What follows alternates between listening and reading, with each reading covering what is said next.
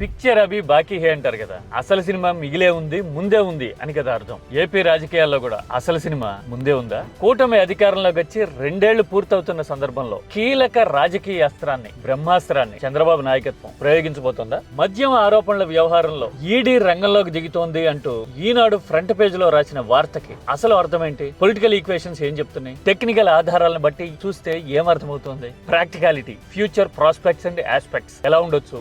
రాజకీయం, technicalities and future equations, ఈ మూడింటిని పక్కపక్కన పెట్టి చూద్దాం. ఏపీ రాజకీయాల్లో పెను సంచలనం ఉండొచ్చా? ఉంటే గనక పరిస్థితులు, లెక్కలు ఎలా మారుతాయి? మాట్లాడుకుందాం డీటెయిల్డ్ గా.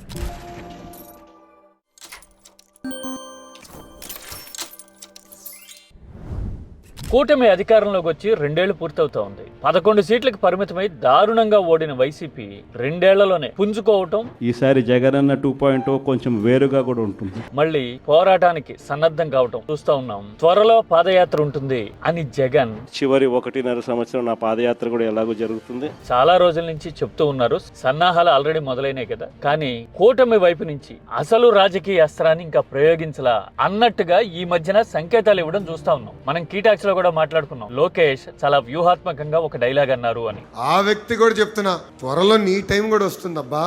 ఎస్, ఈ మాటే నీ వరకు వస్తుందబ్బా అన్నట్టుగా పరోక్షంగా ఇండికేట్ చేస్తున్నట్టుగా కామెంట్ చేశారు కదా. ఆ కామెంట్ కి అర్థమేంటి? జగన్ అరెస్ట్ ఉంటుంది అన్నట్టుగా లోకేష్ మాట్లాడారు అనే debate and discussion political circles లో జరిగింది కదా. ఇప్పుడు మద్యం ఆరోపణల వ్యవహారంలో ఈడీ రంగంలోకి దిగుతోంది అనడం చూస్తా ఉంటే ఆ సిగ్నల్స్ కి ఈ పరిణామాలకి సంబంధం ఉందా, కోరిలేషన్ ఉందా అనే ఆలోచన ఖచ్చితంగా వచ్చి చేరుతుంది. ఫ్రంట్ పేజ్ లో ఈనాడు ఏం రాసింది చూడండి. మద్యం ఆరోపణల వ్యవహారంలో ఈడీ రంగంలోకి దిగుతోంది, త్వరలో జగన్ కి నోటీసులు ఇస్తారు అని రాసింది. అంతిమ లబ్ధిదారు జగనే అని సిఐడి ఇప్పటికే నిర్ధారణకు వచ్చింది అని చెప్పింది. అంటే రాష్ట్ర స్థాయిలో జరిగిన దర్యాప్తు జగనే కారకుడు అన్నట్టుగా తేల్చింది అని రాసింది ఈనాడు. ఆ తర్వాత అసలు అంతిమ లబ్ధిదారికి ఎలాంటి ప్రయోజనం జరిగింది అనేది నిర్ధారించబోతున్నారు, ఆధారాలు ఆల్రెడీ ఉన్నాయి అనే విషయాన్ని ఇండికేట్ చేసి త్వరలో నోటీసులు ఈడీ ఇవ్వబోతోంది అని చెప్పడం అంటే కీలక పరిణామం జరగబోతున్నట్టే కదా. నిజానికి ఇది ఇప్పటికిప్పుడు జరిగిన మాట కాదు, కొన్ని నెలలుగా దీని మీద కసరత్తు జరుగుతుంది. కావాలంటే మీకు ఒక ఇండికేషన్ చూపిస్తా చూడండి. ఇదిగో ఈ పేపర్ కటింగ్ ఆల్మోస్ట్ 6 నెలల కిందటి. మంత్రులు పయ్యావుల కేశవ్ ఏం మాట్లాడారు చూడండి.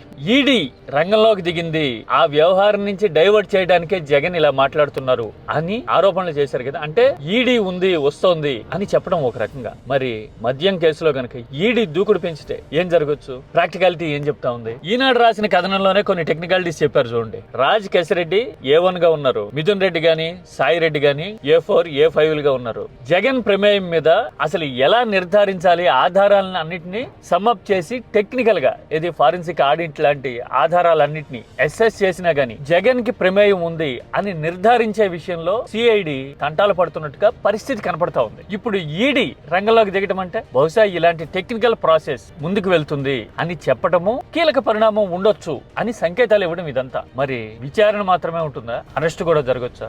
ఆ మాట చూసే ముందు ఈ మధ్య కాలంలో దేశాన్ని కుదిపేసిన ఢిల్లీ లిక్కర్ స్కామ్ వ్యవహారాన్ని ఒకసారి చూడాలి. అసెంబ్లీ ఎన్నికల ముందు ఢిల్లీ లిక్కర్ స్కామ్ వ్యవహారం ఒక్క ఢిల్లీనే కాదు, దేశం మొత్తాన్ని కుదిపేసింది.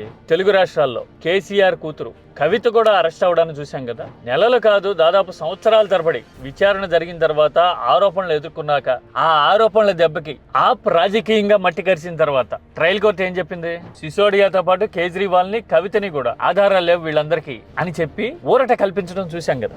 అఫ్ కోర్స్ ఆ కేసు మళ్ళీ తిరగదోడాలి అంటూ సిబిఐ ఢిల్లీ హైకోర్టుకి వెళ్ళడం ఇవన్నీ ఉన్నాయి. అవన్నీ టెక్నికల్ ఫార్మాలిటీస్ కంటిన్యూ అవుతూ ఉంటాయి. కానీ ఆధారాలు రాజకీయంగా ప్రభావం చూపినంతగా దర్యాప్తు పరంగా, విచారణల పరంగా చూపించాల. అదే కదా అర్థం ట్రయల్ కోర్టు ఎక్విట్ చేసింది అంటే. ఇది రీసెంట్ ఎక్స్పీరియన్స్. ఇలాంటి పరిణామాల్లో ఆంధ్రప్రదేశ్ లో జరిగే ఫ్యూచర్ ఆస్పెక్ట్స్ ని ఎలా చూడొచ్చు? మద్యం ఆరోపణల వ్యవహారం అంటే ఒకటి గుర్తొస్తుంది. జగన్ ముఖ్యమంత్రిగా ఉండగా కూడా చంద్రబాబు మీద ఇలాంటి ఎలిగేషన్స్, డిస్టిలరీస్ కి పర్మిషన్స్ ఇవ్వడంలో అవకతవకలు జరిగిన ఇలాంటి ఆరోపణలు అప్పటి ప్రభుత్వం చేసింది. సిఐడి విచారణ కూడా జరిపింది. చంద్రబాబు అరెస్ట్ అయినప్పుడు చుట్టుముట్టిన ఆరోపణల్లో ఇది కూడా ఒకటి. కానీ చంద్రబాబుకి ప్రమేయం లేదు అని 2025 డిసెంబర్ లోనే ఇదిగో ఈడీ క్లీన్ చిట్ ఇచ్చింది ఆ వ్యవహారంలో. అంటే చంద్రబాబు అరెస్ట్ అయ్యారు, రాజకీయంగా దుమారం రేగింది, కలకలం కల్లోలం రాష్ట్రం అంతా కనపడింది, కానీ ఆధారాలు లేవు అని ఆ కేసు కూడా తేలిపోయింది. ఇప్పుడు జగన్ కేసులో గనక అరెస్ట్ జరిగితే ఎలా ఉండొచ్చు? ఇప్పటి వరకు చెప్పుకున్నది బ్యాక్గ్రౌండ్. అరెస్ట్ జరిగితే గనక ఎలా ఉండొచ్చు? సాధారణంగా గత 2 ఏళ్లలో జరుగుతున్న పరిణామాలు చూస్తే